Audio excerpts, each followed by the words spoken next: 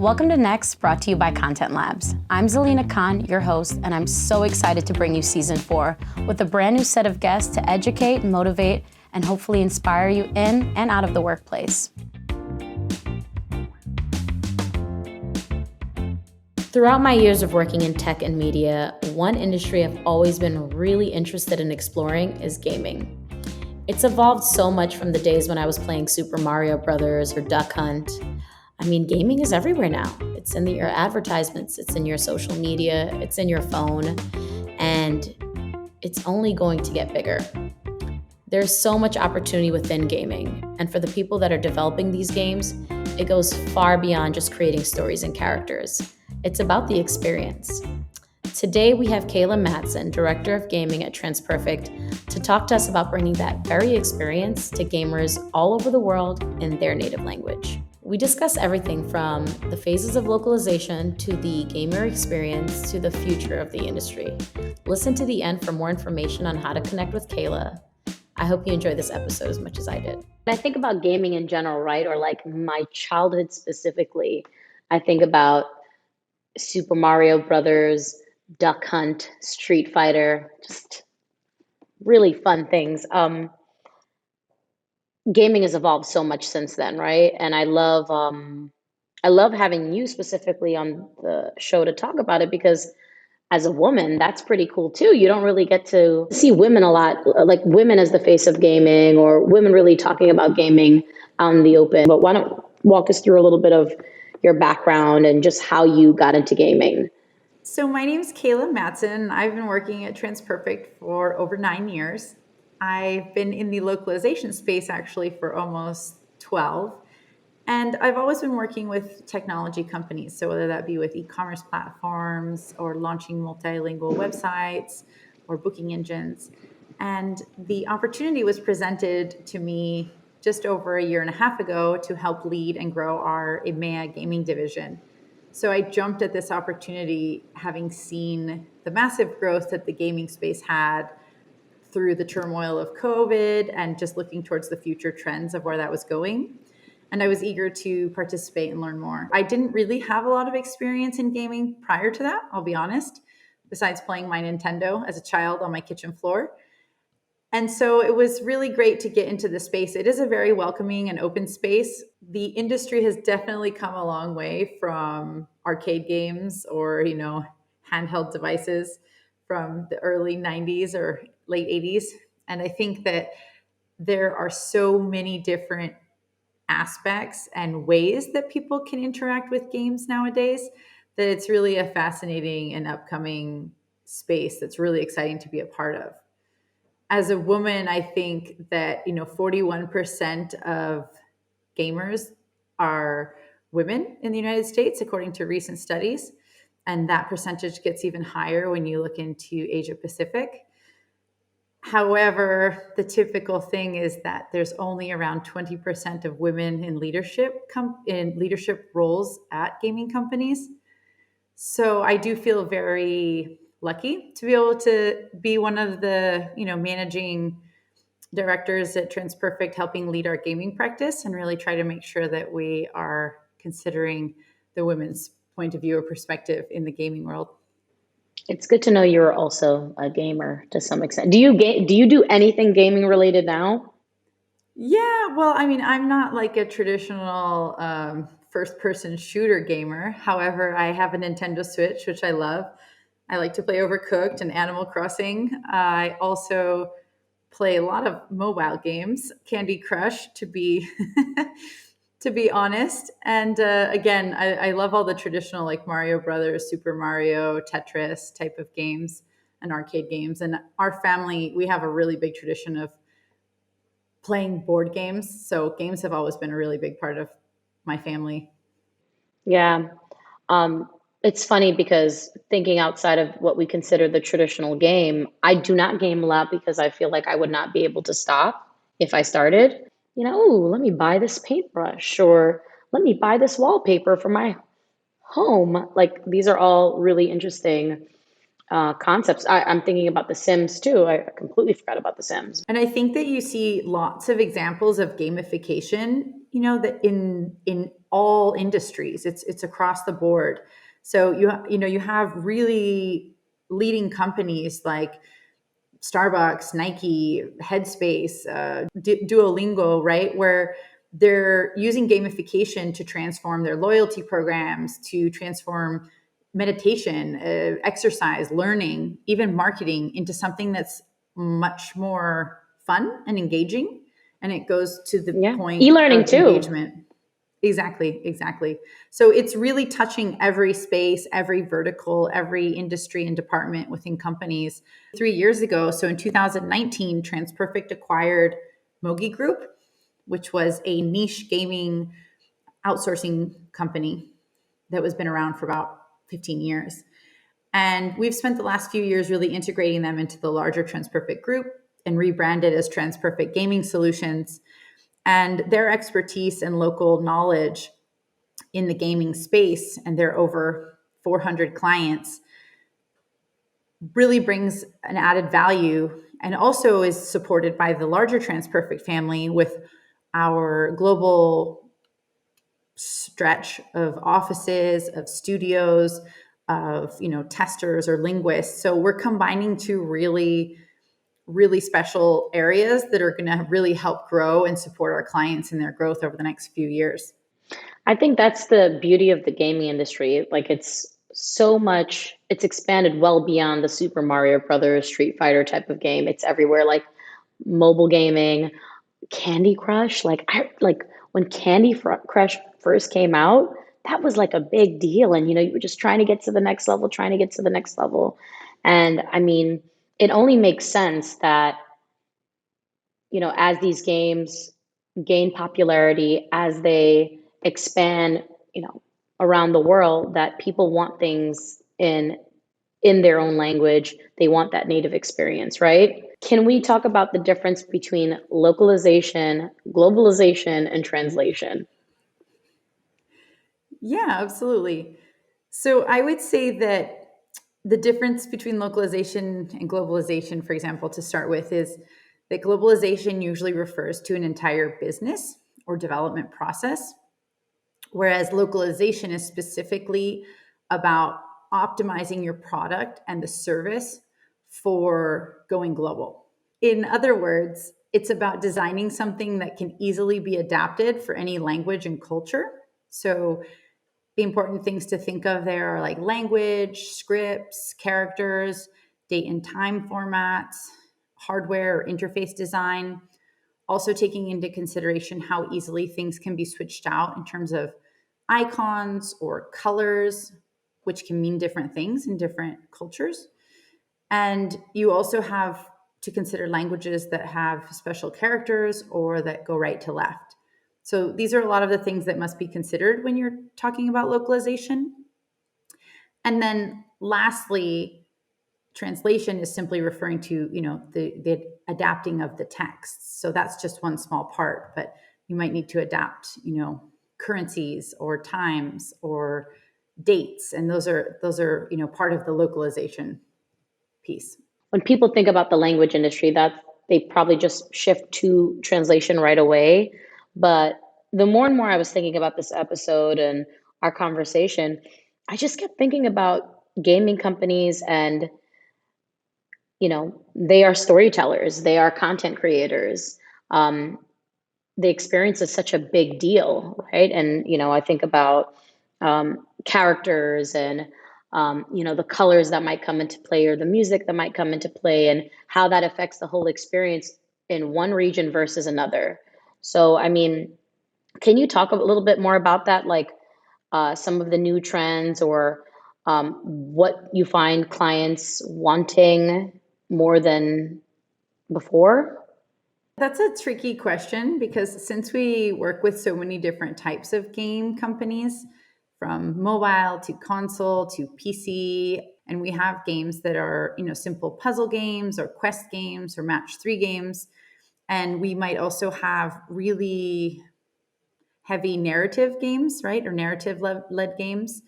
And so it really depends on what each developer is trying to create. And you really see that essence come out in the game designers, right? Like who's creating the game and what they're trying to achieve or trying to transmit. And so it really is individual, right? Like each game can really have different purposes. And I think that that's what I mentioned before, right? Is that the beauty of the spectrum of like all these different ways that people can play and interact with games. It's so varied that there's not really I can't think of one thing. I mean, the one thing I would say is that it's engaging, right?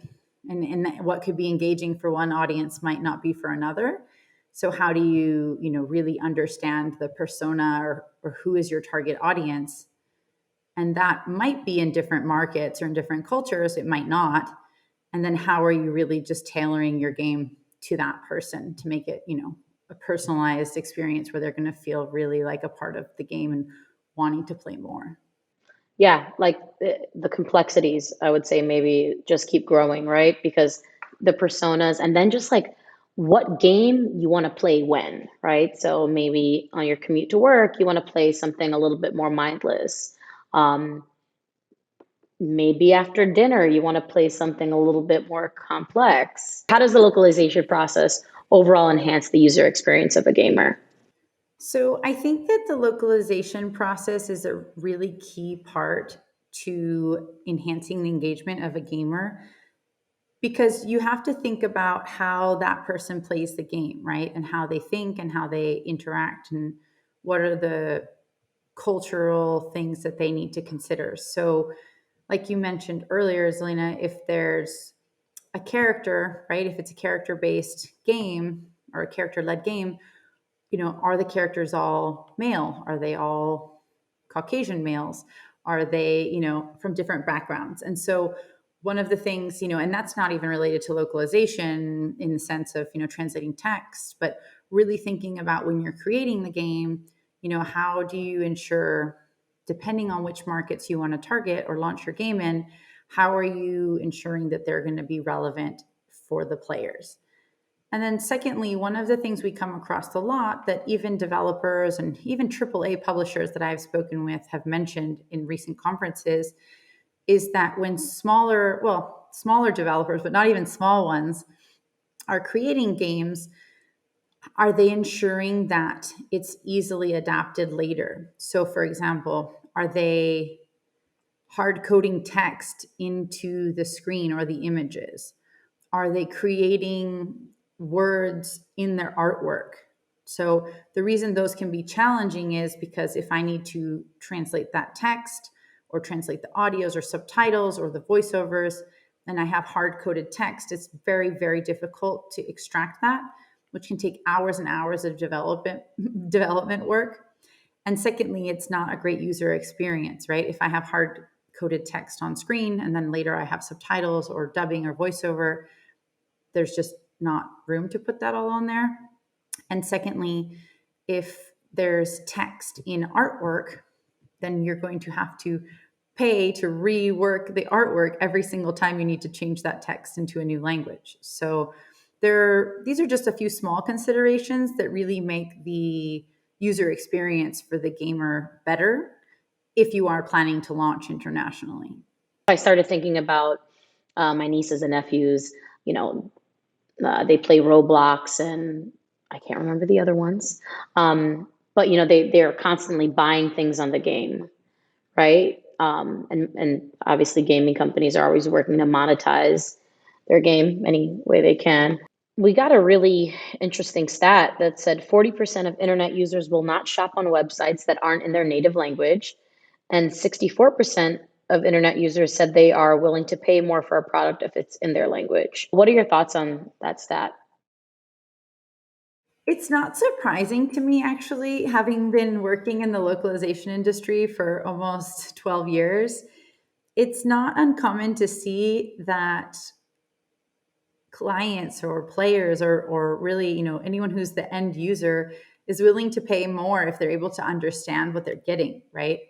And that's not even going into the black hole of SEO, positioning, app store, and marketplace content, right? So even if I can find your content, which potentially if it's not language, if it's not adapted for my language or my market, it might not be showing up, number one.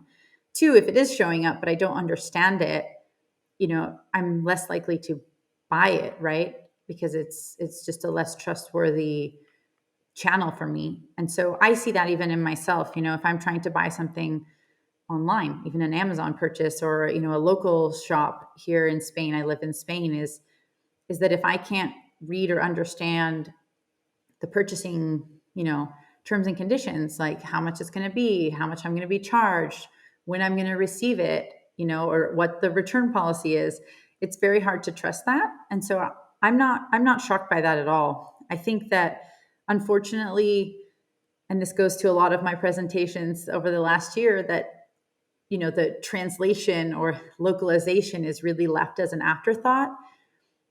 However, it's not considered a revenue driven strategy, and it should be, because that's what's going to help, as you said, to monetize downloads, games, in-game purchases, if it's really adapted for each user. It says here the game market yearly revenue is predicted to hit 200 billion by 2024. That's a lot of money. Asia Pacific takes the largest piece of the pie with 1.6 billion players. Um, that's crazy. What's the largest markets for gaming right now, or maybe the largest areas of opportunity for gaming companies? Asia Pacific is the largest right now, but it's worth noting that Latin America, Middle East, and Africa are the fastest growing in terms of number of players and access to, devices and online infrastructures. And, there are Mhm. recent mobile trend reports, and they're saying that among the top countries, 18 out of 20 of them are non-English speaking. So that means that if you want a piece of that pie, you have to be considering your localization strategy from the beginning of your development process. You mentioned that localization needs to be a top priority when developers are creating a game. Translation and localization, like just globalization in general, it's like that secret weapon, in a business where, yeah, you might be doing good, but you can be doing great if you had a better globalization strategy. For those that maybe don't know, a typical translation team, which would be a native translator and a native reviewer, can translate around 2,000 words a day, right? So if you're looking at a hyper casual game with very little content, that could be done in a few days or a couple of weeks. And if you're looking at a 3 million word MMO game, like we're talking months and months, right, of translation work, review work, etc. And that's just talking about translation, which is really just one of the phases of the translation or localization process that we're talking about. If you think about phase two or another phase, we need to think about linguistic testing, right? So once that content is uploaded and put back into the game, having a native player or a native person test the game in context. And then usually that creates a bunch of JIRA tickets and bug tickets, and that has to go back to the development team. The development team has to repair and fix all those bugs. And then there's usually a second round of regression testing where the same testers or second group of testers need to retest and make sure that those bugs were actually fixed correctly. And all the while, that's to say that, we kind of brushed over maybe what we could call phase zero, which is before you actually start your localization process or send your text to be translated, is do you have a localization kit? Do you have a loc toolkit, which is like description of your characters, description of your environment, description of your game, your global game design document, your preferred terminology for glossaries or names. So there are some games where you've heard examples where it's a multiplayer game and people are playing from different countries, and someone will put in the chat, let's go after so and so, and or let's go to certain location, and the way they write it, the people in another market don't know what that location or character is because it has a different name. So there's a lot of things like that to consider that I would say is part of the phase zero of localization, which is actually preparing the reference material and documentation for the localization teams before you actually ask people to translate. And it's those little details that really add up to the bigger part of the experience. Um, I've talked to clients where, they were so happy with the work TransPerfect did for them when it came to their game and, not losing the details, maintaining the creative voice, maintaining their brand throughout the whole process. And I think it was really the details that really mattered there. That's a great point, Zelena. So, one of the major things is context, right? Context, context, context. So, those very small details that you mentioned that are so important to really polish and make a brand or a game or a product really shine and differentiate itself is in those small details. And that requires context, right? So, a lot of times also developers or publishers don't provide any context. And that's one of the largest challenges in our industry in this space, right? Is if someone exports string files to me and they send me an Excel with a bunch of strings, how do I know what goes where? And how do I know if this is a title, if it's a name, if it's a button, where this context is, right? So context is so important. And it's something that we really, really stress and we're seeing as one of the things that can really enable growth and making sure that the first rounds of localization go extremely well. Quality assurance is also super important as well, right? So, going back to what we mentioned before regarding testing, LQA or localization quality assurance is one of the second or third phases in a game localization process. And although it can focus on linguistic testing and translation quality, it can also cover UI, UX, compliance testing, culturalization, functional testing, and more. So, for those that maybe don't know, is in short, it's native speaking players or experts in gaming with local cultural knowledge that would basically play and review the game, making sure there are no errors or problems in terms of truncated text, cultural faux pas, visualization of things being cut off or not functioning correctly. And that can be done on all devices and in any language. We have an interesting case study from about a year and a half ago where a leading mobile game company with over 200 mobile games really realized the importance of testing. And they realized that there were ebbs and flows that occur as the game grows or reaches international success or has new releases. And so previously they had been working with an in-house team and handled it all internally. However, they began to see that when there were extra peaks of work or volumes or they needed additional support, the internal staff couldn't handle it alone. And this isn't to say even considering sick leave, holidays, vacations that these people, have. So since 2019, they began to supplement their internal testing team by partnering with an external vendor. And there were a few really key factors that helped them make this choice, right? In terms of the ability to ramp up within a couple of weeks. So to add, 10, 20, 30 additional testers when needed for a new release or when new bugs were showing up or they were having issues from their community. And also security and IT requirements. As you can imagine, with everything that's happening in the gaming space right now, it's very important that games aren't leaked or that new releases aren't shared before time. And so this is really key because, as you know, adoption rate can spin up and down really quickly. And sometimes when a game least expects it, someone can stream them or, make a recording on Twitch.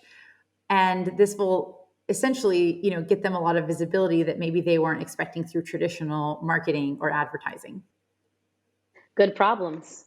In the past, I've done some consulting work with like smaller gaming companies, that have hopes of going big, have hopes of growing. And I think, some people have access to this knowledge, but other people don't. So I think for developers that are just starting or want to start the localization process, what are some of the best practices or things to consider?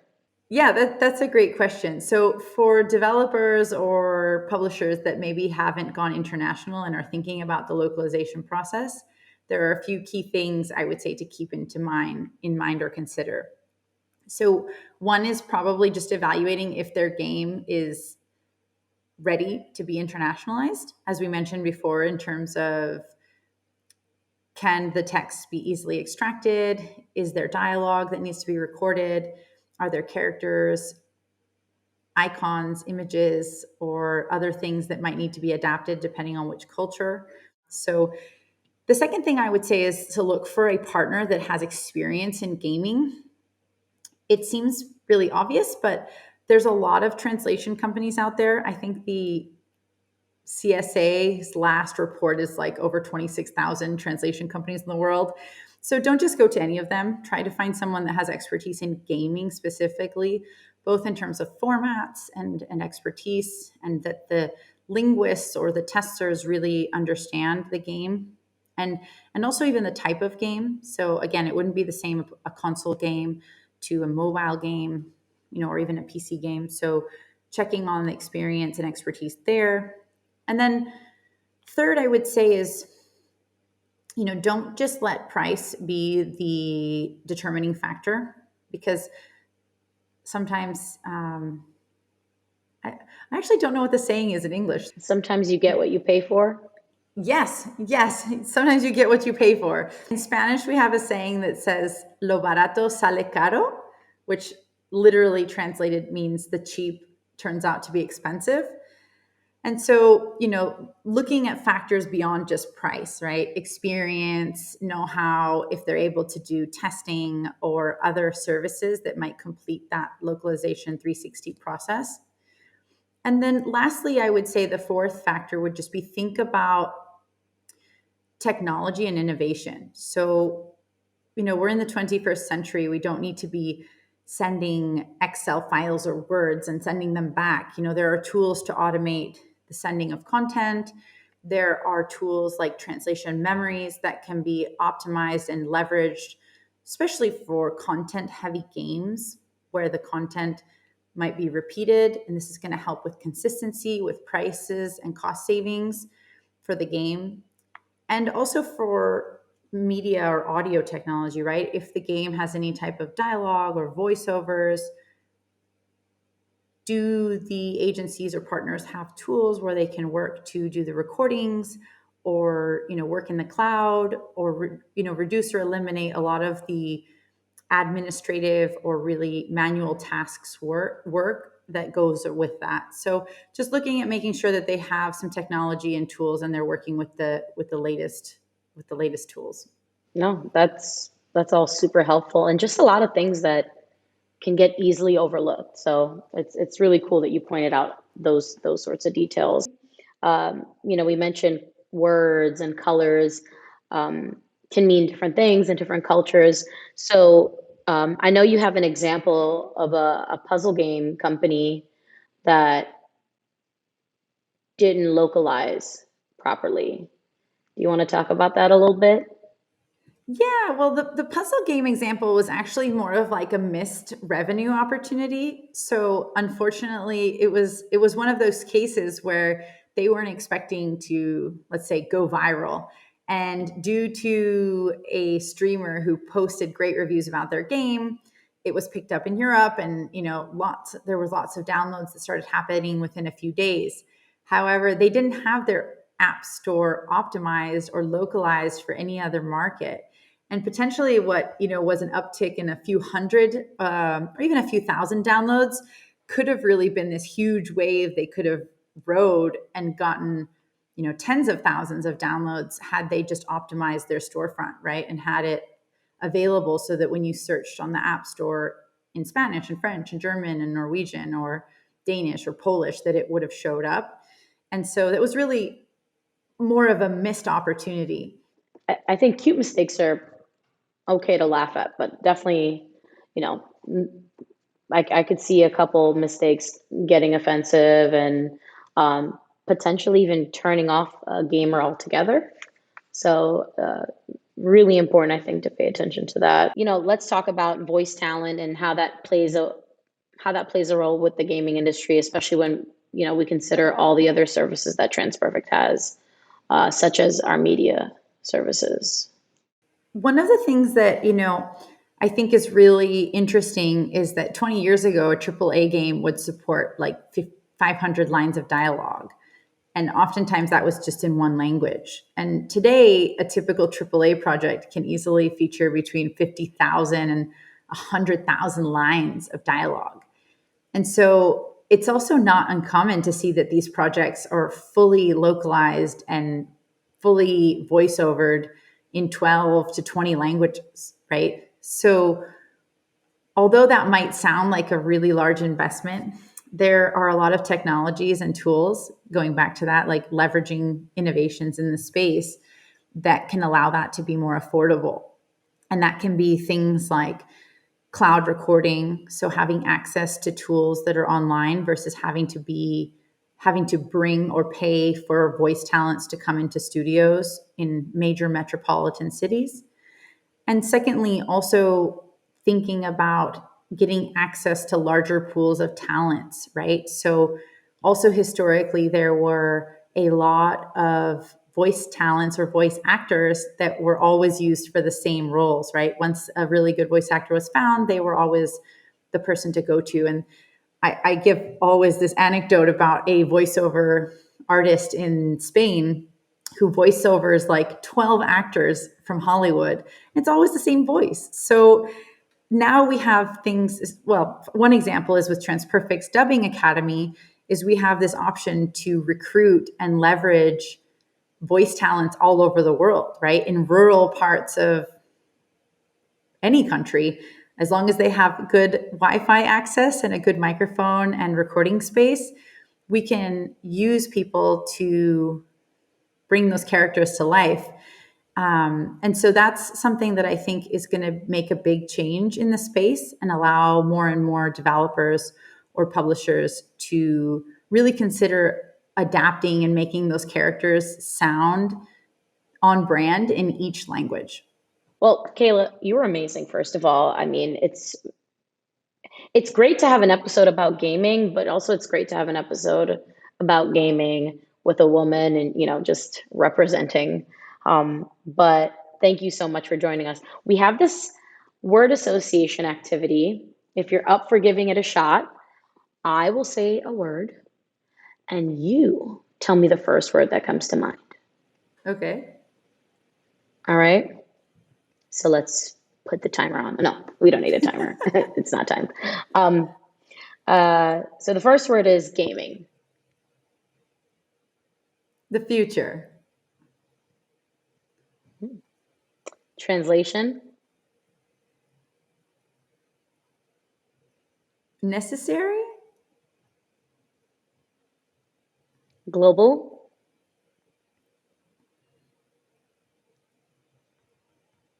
Audiences. Player. Engagement.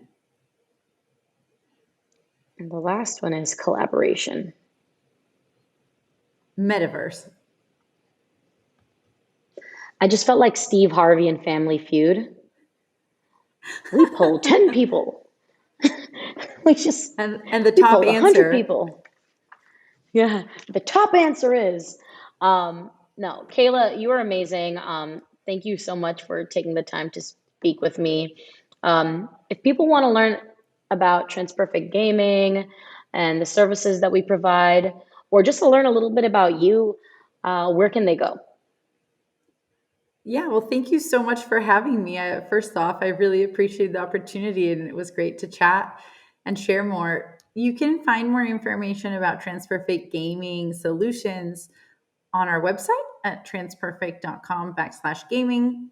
We're also on LinkedIn, Instagram, Facebook, Discord, all of these channels. And specifically for me, my preference is on LinkedIn. So linkedin.com/Kayla Madsen. And feel free to drop me a message or a question, whether there's anything we can help you with in terms of services, or we can participate in any type of panel or speaking event. I would love to hear from you. Gaming can be your entertainment, it can be your escape, or it can be another way for you to spend quality time and connect with loved ones, or maybe even disconnect. One thing it will definitely do is be a bridge to different worlds and experiences. But the way a gamer experiences something in the US can be very different with the way a gamer experiences something in another region, which is why it's so important to have a globalization strategy. You might be doing good, but you could be doing great, which could potentially make or break the growth of a game. If you want to continue the conversation, you can connect with Kayla Madsen on LinkedIn. And if you're interested in learning more, visit transperfect.com/gaming. If you made it to the end of this episode, thank you for listening. Make sure you hit the like button and follow us wherever you get your podcasts. If you have a question, comment, or suggestion, we'd love to hear from you. Email us at nextpodcast@transperfect.com or visit our website at nextpodcast.transperfect.com. Support for this podcast comes from TransPerfect, a family of companies providing language and technology solutions for global business.